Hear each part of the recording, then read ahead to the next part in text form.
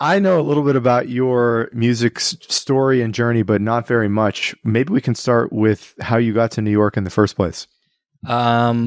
I was brought to New York via plane. I was born in Santa Monica, California, flown to New York immediately. I was adopted and then grew up here with my family. And then I've just been here ever since. I think I was only in California for like 6 hours, so I think I count as a native New Yorker. Okay. Right? I've made it 30 some odd years. I don't get this. I'm not saying the number anymore. You were always a music guy. Is that right? Always cursed. How did you know that? What do you know? What do you remember about growing up? So when I grew up, I always just asked for musical presents. Like my first, I remember in kindergarten, I was 5 and I asked for Metallica, the Black album, which was crazy. I don't know why my parents bought it for me. And my next door neighbor, he had a music studio in his basement. And I used to just go over there and I used to like see people play guitar on the big amp. And I was just like, I want to do that so bad. So bad. And they wouldn't let me touch any of the stuff. I don't know why. Like, you know, his son, like my best friend at the time, like he could always play the guitar, but it's like, I want to play it. And they're like, he's going to fuck it up. I guess I've always been like a little boisterous and I clearly looked like I was going to fuck it up. So they didn't let me touch it. It was like some crazy, like 1960s Les Paul gold top guitar or whatever that's worth more money than Jesus' tooth or something. So yeah. Were you always a singer, right? That's no, what you're. No, okay. I got forced into singing. So I played guitar forever, and I sort of could sing. And me and my buddy Dan, we started a project, and he was like, "You're gonna sing." I don't want to sing. You're gonna sing. I said, "Okay," and then there we go. And then we, ventured on and on and on, and I just never stopped. I never wanted to. Everybody wants to, so you can be like the cool guy, but it wasn't like a desire. Was the goal, high school version of you, was the goal always to be a musician? How were you thinking about what you wanted to do with your life? For sure. I was obsessed with the band My Chemical Romance. I have an embarrassing or not embarrassing tattoo of their logo on my wrist. And their singer was just like, I got a tattoo of a scorpion on my neck so I could never get a normal job ever again. I mean, their guitar player said that, and I was like, I'm going to do that. I want to do that. I didn't get the tattoo on my neck, but I just wanted to be like on stage, running around, drinking, and being a genuinely bad person and getting paid for it. Like, I like the rock and roll piece of shit archetype. Like, I wanted to do that. I just wanted to be rowdy and have people think I was cool for it. As vain as that sounds. Whatever. I was a kid. I just wanted to be a rock star. Genuine, like, step one dream. Like, tried as fuck. I just wanted to be a rock star. I always wanted to. What did you do to try to make that dream real? Played guitar for like 8 hours a day. Like, people would hit me up on Friday. I'd be like, I'll be there. Never would show up. I had this looper pedal and I would just play guitar in my room all fucking night. And then just make people come to me if they wanted to see me. But yeah, I just played tons of guitar and I thought that somehow that would be enough. I don't know anything about your post-high school life, how that story went, aside from a few details. Share whatever is relevant as you look back on your life at that time of you ascending into the music world. What happened? Yeah, so I went to college for music, didn't really learn anything, was in a frat, which is so anti-musician of me. Just still played a shit ton of guitar. And then there was a kid in my high school. His name was Danny Rocco. He's fronts a project called Des Rocks now, which I also work on. And we had to do an internship for college. And he hated me in high school. I used to like fucking annoy him in math class. And he was in a cool band. And I just wanted to ask him questions about his band. And he was like, just leave me alone. So we show up at the internship on the first day. He's sitting there. I'm sitting there. And I'm like, well, we know each other. So let's talk, like, you still play music, blah, blah, blah. And he's like, we become friends over the summer and we have like a lot of the same tastes, a lot of the same friends. And he's like, when we get out of college, let's start a band. So we got out of college, we started a band immediately. It's called Night Fevers. Not good, but not bad. Gets like a little attention. And I was like, maybe we kind of have something going on here. Band breaks up. And then we started another band called Secret Weapons. And it was just kind of some 80s revivalist, like right on the nose, like big cheesy Phil Collins drums, like Cool. real like Breakfast Club soundtrack stuff, like right on the nose. And we put out like 5 songs, and like all these A&Rs like started showing up at the show. And it was very bizarre. I guess the shows were kind of fun. It was tongue in cheek. And then from there, we released our first like true song that wasn't like a SoundCloud song. And it went #1 global viral in the world on Spotify. Like when that was like a thing, it doesn't mean anything now. Spotify is just kind of like a weird extension of the labels and weird AI music and stuff. But then it was like a big deal. So Danny, the other guy in the band, was working at Epic Records at the time as a lawyer, was just fucking nuts. And you know, so we're doing the music thing. We go #1 in the world on Spotify, and then the head of Epic Records sees the little fucking thumbnail, and it's me and his picture, and he's like, "That's my fucking lawyer. Why is he #1 in the world?" He's like, "He's not leaving here until he signs with me, right? Because he the #1 artist in the world is right on your fucking nose. You didn't know about him." So he doesn't let Dan leave the office. He fires him. I get a call. I got to run there. And we signed on the spot like that night. And then we just get shipped off into the whirlwind of being like a major label recording artist. And it was really hard. Turns out like 2 weeks before that, I got bit by a fucking tick. I got Lyme disease. So my health is falling apart while I'm being rocketed, you know, like into TV and all this stuff. And it was just a hellacious journey of not knowing what was going on, because the music industry, no one tells you. The label doesn't. You have no guidance at all. We had a manager telling us to change our sound.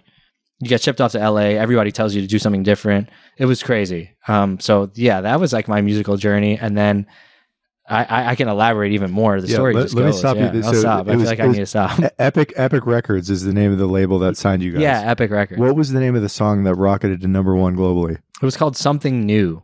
It kind of sounds like Steve Winwood's Higher Love, like, you know, like Blue-Eyed Soul, white boy 80s kind of crooning thing with like a gospel choir and stuff. It was I stand by that song. It's so good. When you made it, was it just you and Danny? Like that was just the two of you who made that song? Yeah, it was just me and him. And actually this guy, Alex Aldi, good friend of mine, he did like all the Passion Pit stuff.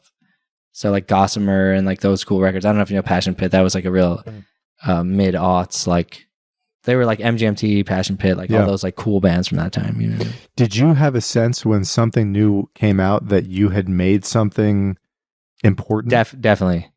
You did. You believed that. Oh, for sure. Every single time we played for somebody, they're like, "That's it. That's a fucking hit." Like it just felt awesome in the room. Like you just like knew it was just like something that hadn't been touched in a long time, and like we just really captured it. And your role at that time in that band was what exactly? What were you doing? I was the singer and producer. But we brought it to this guy, Alex, for just like a little extra help. We needed this, like, we just felt like we had something big and didn't want to drop the ball. Yeah. And we're really happy that we went with him because he made like a couple of changes that were really, really good. The details of signing with Epic Records. So I don't know if you remember some of the specifics of what you actually signed on to. Was it to make one record for a certain amount of money? What are the details you remember from that? So since Dan was the lawyer, he negotiated like the craziest deal ever with them. Like it was for so much money that we didn't deserve at the time. It had this crazy thing where if they dropped us, they had to pay us out like $300,000. So even if we lost, we won. But he only knew how to navigate that because he was literally the lawyer at the label and he knew what they had and what they would give.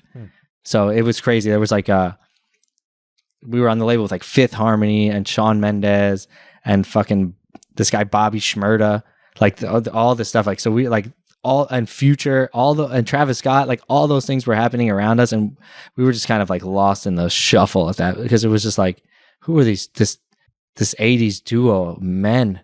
Are they in love? You know, like what is the deal with this? Like no one knew what to do with us. You know what I mean? Did you get the sense when that went to #1, which I'm assuming happened extremely quickly? It was literally 2 days after posting the song on Spotify. It was crazy. So you had an artist profile on Spotify. You literally upload a file, and the next thing you know, this thing is the #1 song in the world. Yeah, because there were still humans there. The algorithm wasn't ruling it, and somebody ingested it and was like, "Whoa, this is cool."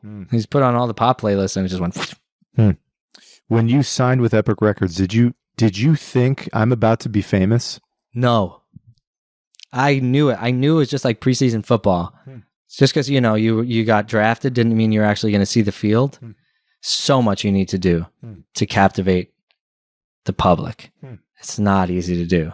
Just because you did it once, doesn't mean that you're going to do it again. You got to do it a lot of times. You know what I mean? You got to do it a lot of times. I want to get into the tick bite that you mentioned eventually, but the rocket ship that you then got on, which it sounds like led you to move to LA.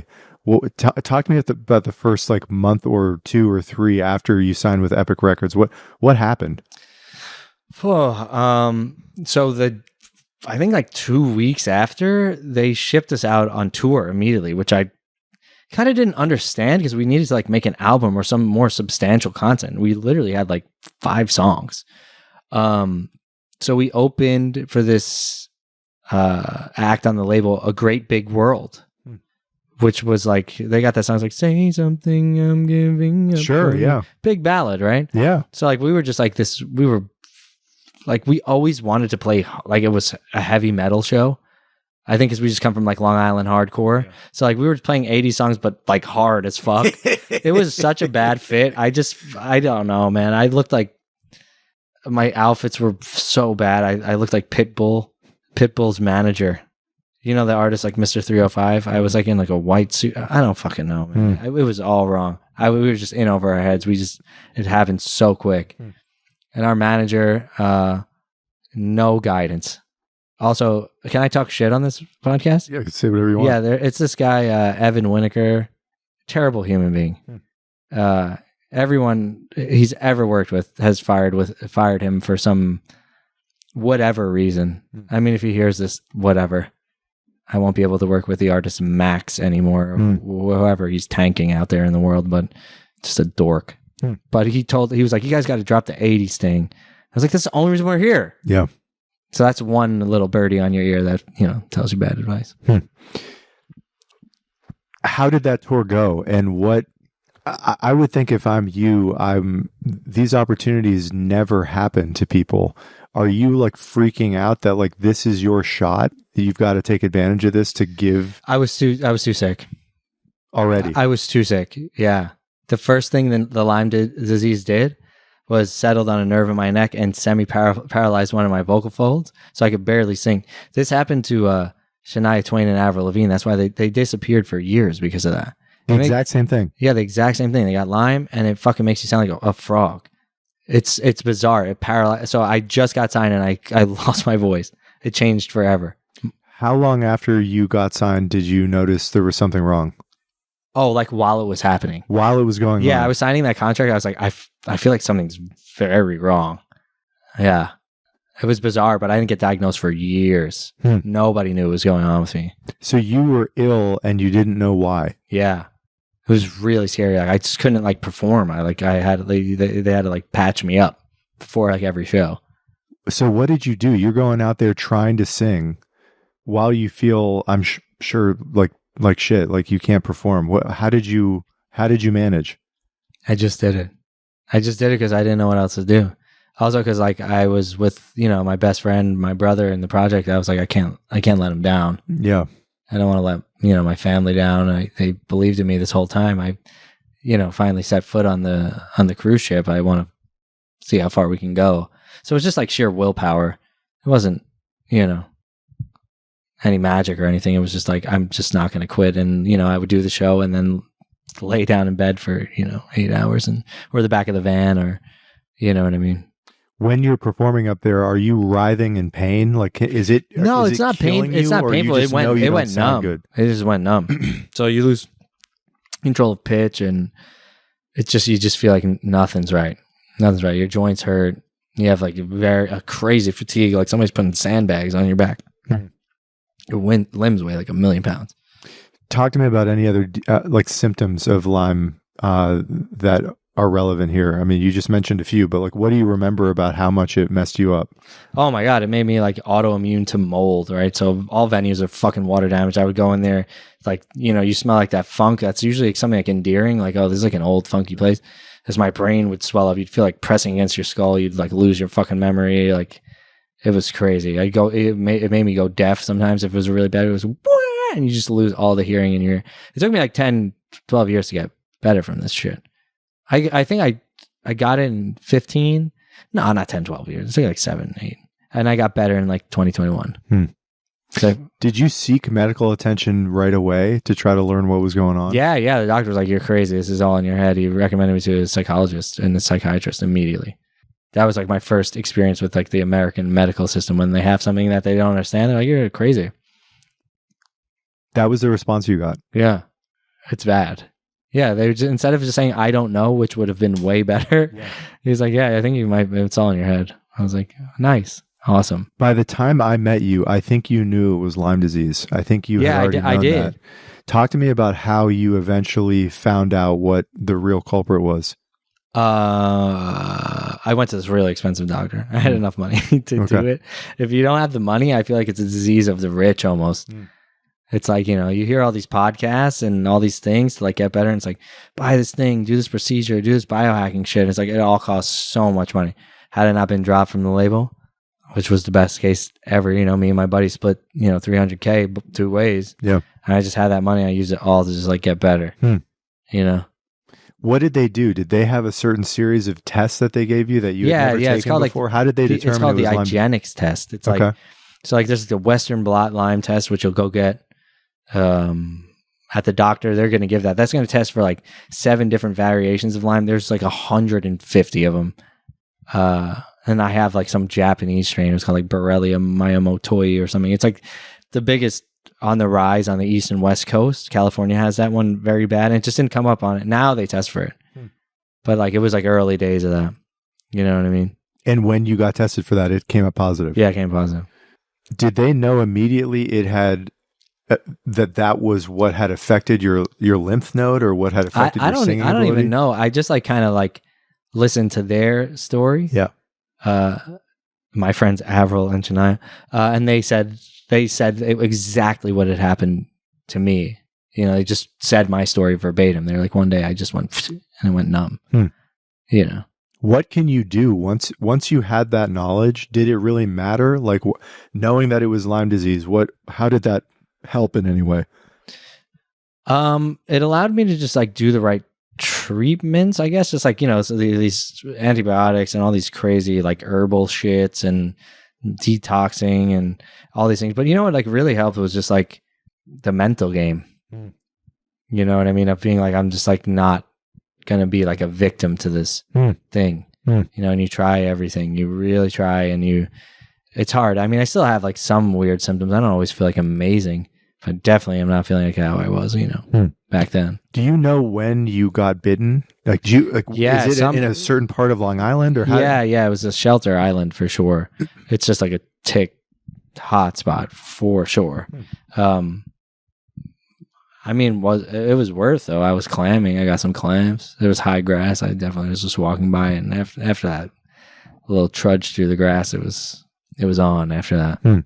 So you're pretty certain you know when and where? Yeah, I know the weekend for sure. It was never the same after that weekend again. Yeah. Let's go back to when you're on tour and you're trying to cope with these symptoms and you're going, you know, taking 8-hour rests after you get off of the stage to try to heal yourself. What happened? What happened with the band? What happened to you? I don't know. I would just play Pokemon on like my 3DS. You know, it's like nothing else to do. I mean, that's why I got this little Pokeball tattoo. You know, just play Pokemon on tour, and it was like it was a way to just keep my brain off of things.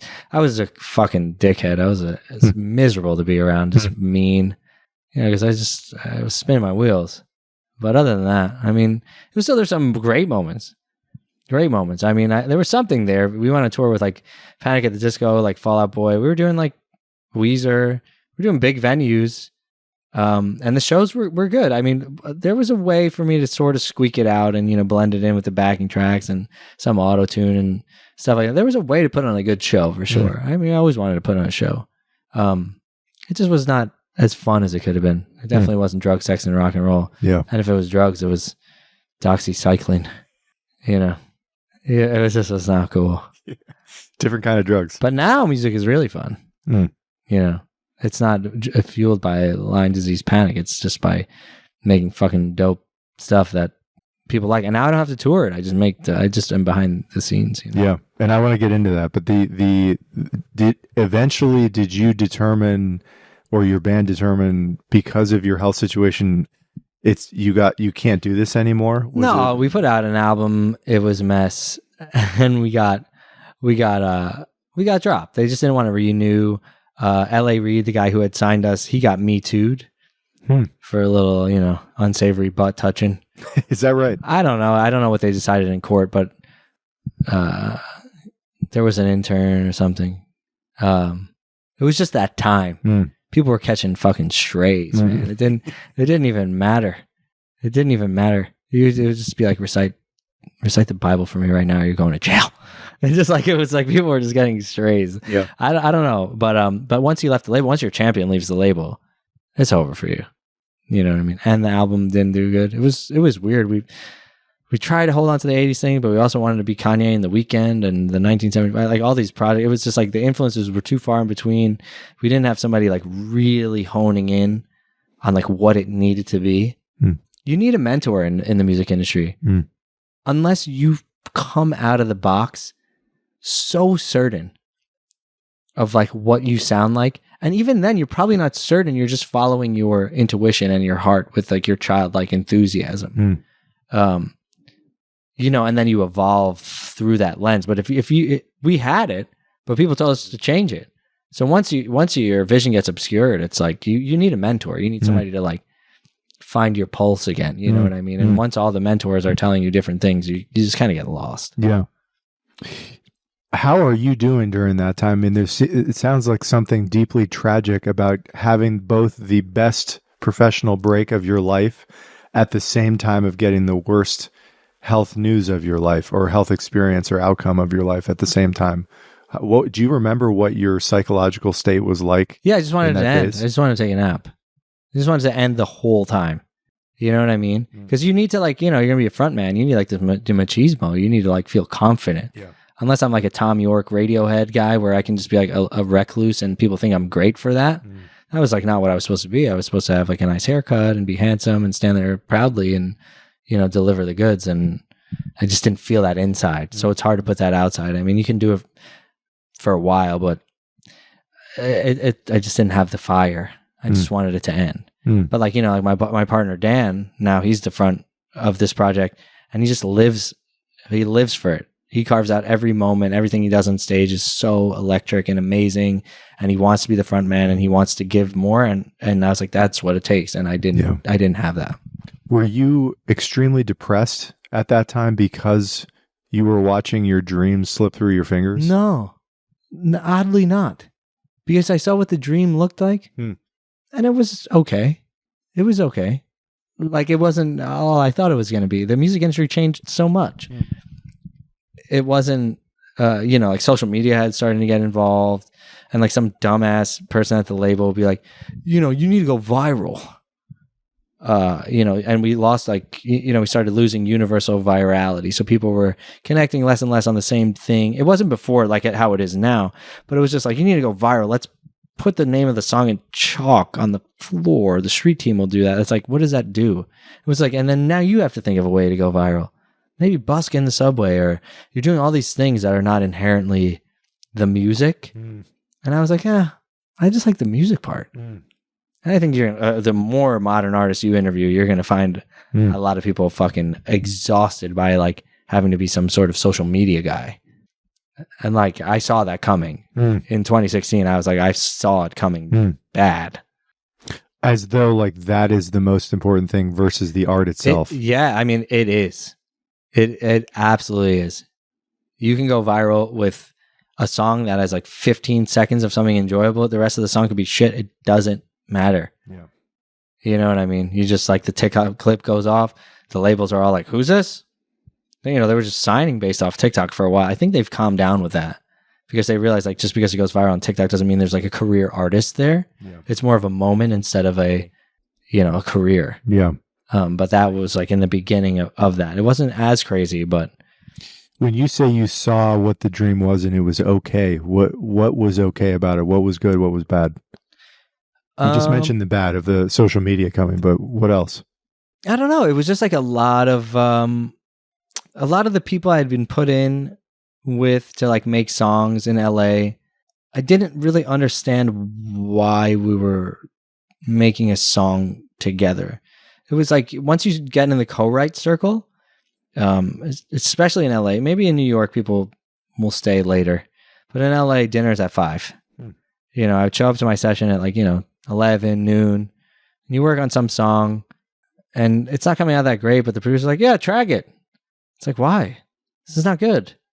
We're just making these meaningless songs like every day out there trying to hit the lottery system of something. I don't know. Maybe when you get into the really good circles, maybe you'll carve things out and the artist is more of like an artisty thing where you demand more. But I was just kind of getting like making all these McDonald's type songs. Like it wasn't great. I knew it was all on me at that point to make good stuff. But I was plugged into this like pop thing, which was weird. Yeah, I don't know. I just didn't feel that. It wasn't that fun. I wasn't having that much fun. It almost sounds like the alignment you had from when you were an early kid, being super interested, like you had a lot of enthusiasm for that was not there. Like that was not aligned with the kind of work you were doing. It was just because of also the landscape of music had changed. So it was like post EDM. There was like a lot of cool stuff. I'm not like, that was a great time in music. Like there was so much cool stuff happening right after we got signed. And, that mid-aught stuff, like I feel like everybody still loves that stuff. It felt really real. I feel like it was like the last great era of like super honesty kind of stuff. Not to say there's not great stuff right now. That would be crazy to say. But I feel like everybody kind of like was captured by the same stuff at that time. It was really good stuff there. I feel like I'm losing my train of thought here. What the fuck was that? Well, we talked the other day and you made the comment to me that a lot of the craftsmanship is gone.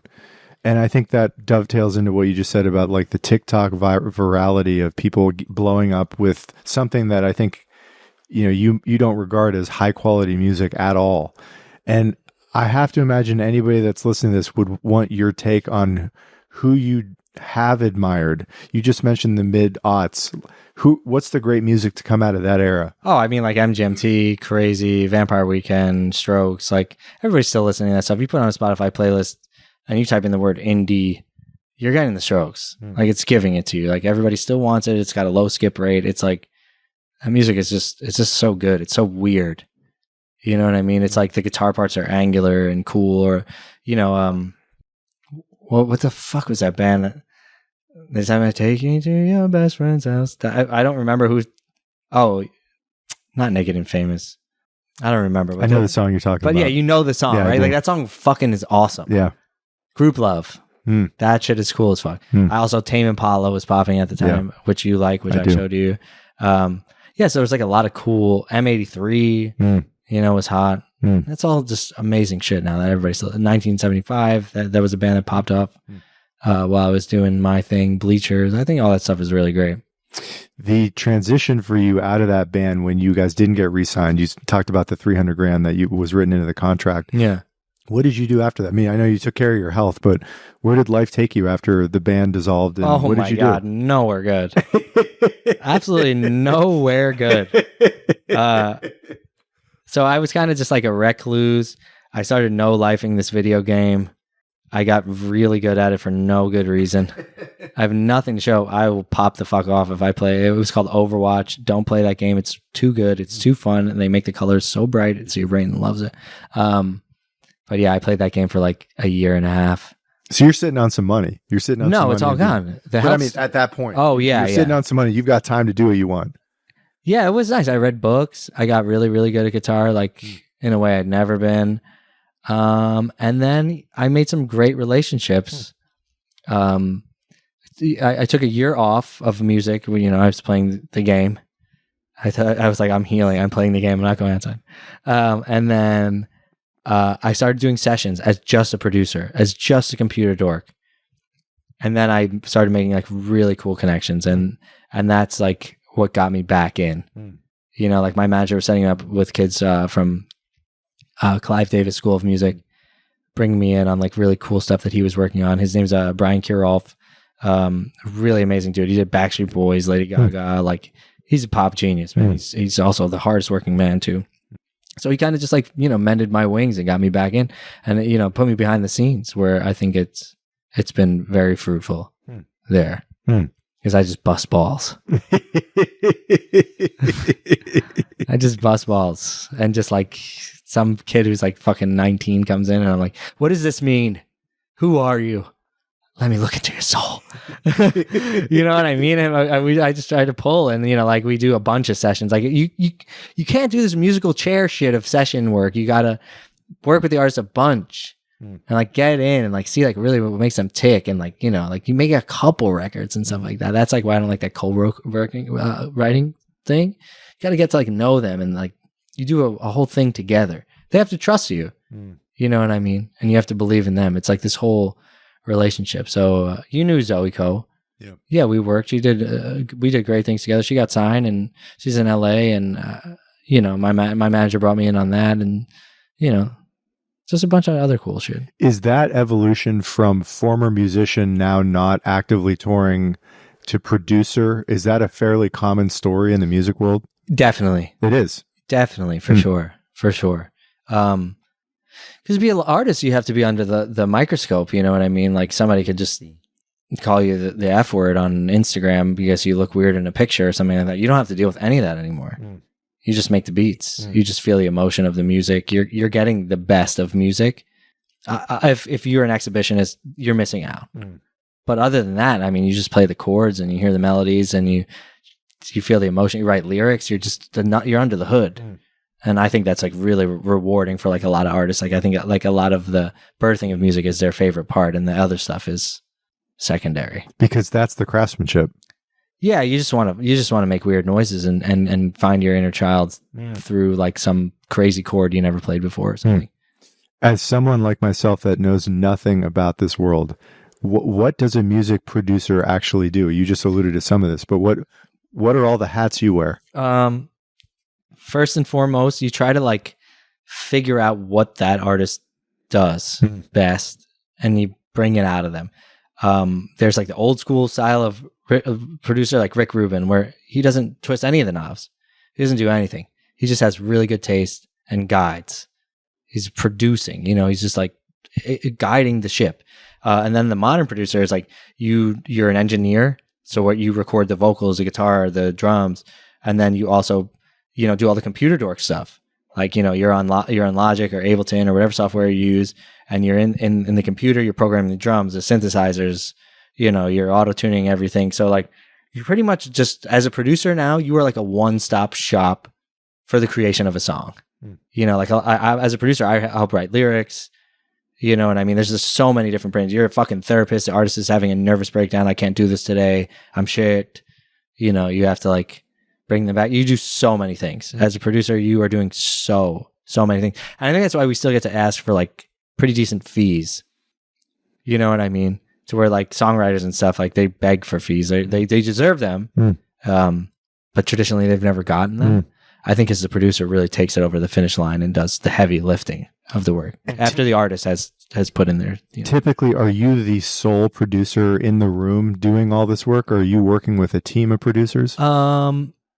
It just depends on the artist. If they have their guy, but they're like, oh, the drums aren't right, come in and do this, or, it can be any configuration. I like to work with multiple people.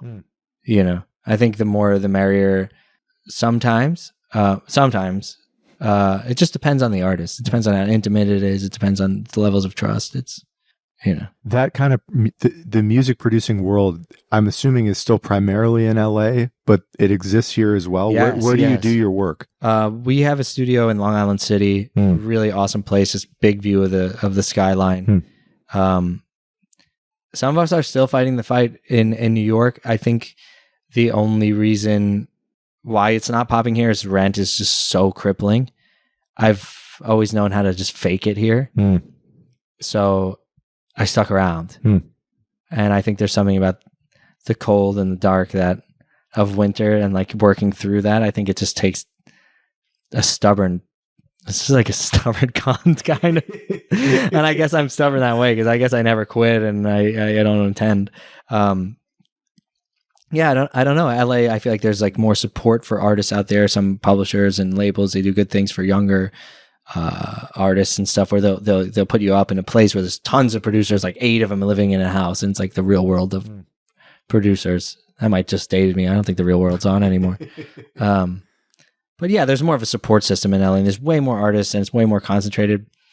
Yeah, New York is kind of a ghost town when it comes to that, but the ones that are here are fucking good. You know what I mean? There's, I don't know who's still out here actually anymore, but they were good. I don't know who's still here. The initial entry point for you to get into the music producing world came through connections you already had, where someone basically recommended you to do producing work, and that's how you got your start? Yeah. Luckily, I had a champion, because when we were doing the Secret Weapons thing, we did the album with the guy who became my manager. Because he was a producer, and then also he just shifted to being a manager, and he's gone on to manage some really cool stuff. Yeah, so I got plugged in, and I knew this amazing woman. Shout out Samantha Cox at BMI. She just connects people. She's the ultimate connector. She like really helped Lady Gaga in the beginning of her career. I mean, she's just like a rock star woman. So if you just get the privilege of knowing her, it will like really help you. Yeah, BMI just like that's like a performing rights organization. They kind of like break legs when people don't pay you money, which is awesome. So you got to love your PRO. They're like BMI. Shout out. You already mentioned his name, but what do you think of Rick Rubin? Love Rick. I love it. I love him. His book came at a perfect time in my life where I was just doing a shit ton of psychedelics, and like it was very simple to read, childlike to understand, and I would just listen to one chapter like every day in the morning and try to like ingest it, and it was life-changing for me. I love how simple Rick puts everything. What did you get out of the book? Oh man, that there's definitely so many ways out of self-doubt, writer's block. And it was kind of like not about trying to force stuff. You know what I mean? Like maybe it's not happening today. Maybe we come in tomorrow, just different perspective, little games you can play to open up, you know, your sense of creativity. And like what your goal is, you know, is the goal for everyone else or is it for yourself? And it kind of all boils down. It's kind of like if you're not making art that's good for yourself, then why is anybody else going to like it if you don't believe in it? So it kind of brings a spotlight to that for sure. What's the value that he brings to artists that seek him out? What does he do? What is his great genius? He just doesn't accept garbage. He just like finds the authenticity, and he talks about it in interviews and stuff. Like he's always trying to make his friends laugh with the music, and it's not because it's funny. It's because you're laughing because you're surprised. Like a lot of times in the studio, when something's really good, like everyone will start laughing. It's like not a reaction you'd think. You're like that fucking change is hilarious. Oh, but it's really good. And like music jokes are really, really important in like the creative process. It's so over the top. It's like bombastic. It's never been heard. You've never heard it. You're just like delighted by it. Yeah, Rick is big on the laugh, and I love that. I'm always looking for that as well. The word you use, one of the words you used when you were describing him, is taste. And taste. People used to say that about Steve Jobs. He had great taste. He made great products. Is that similar to how you think about Rick in general? What is good music taste?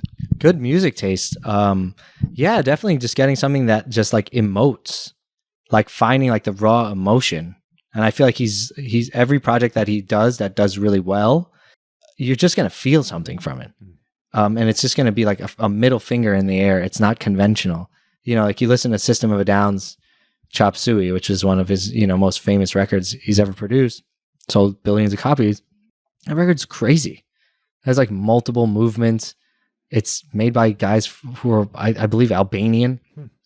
So you hear his accent when he's singing, and the chords are just really intense. And it's not something that would go number one, but it was just so real. And it had this melancholy to it, but it was angry, and people just instantly connected with it. And only he heard that. You know, and he's like, this band is, the first time I heard System of a Down, I thought it was a joke. And then you listen again and you're like, oh shit, actually this is the best thing ever. Is that something similar to what you aspire to develop the more you do music producing? I mean, I wish, I hope, it would be the most arrogant thing ever to say that I could be Rick. I think that's where my desire to be a therapist comes from. I just want to do the talking. Yeah. But yeah, and also like the opportunity to work with the artists that you'll get to make that magic with. You know what I mean? He had a fire of living and breathing music. Like he would just go to the Lower East Side and go to the rap clubs and take chances and just was around music. He loved music, I think, in a way that, I mean, I love music, but to say I loved it as much as him would be a lie. You know, he just lives and dies for it. What makes a great music producer? Definitely listening and also taste. It kind of, if you just like, if you don't know the difference between a McDonald's burger and the Wagyu burger, you know what I mean? Like there's just like some people are like, it's all the same. It's all food to me. I don't get it. It's like seeing the nuance of like how to frame something. There's so many choices to be made, so many colors to be chosen, right? Like you pick too many colors, it looks like a barf rainbow.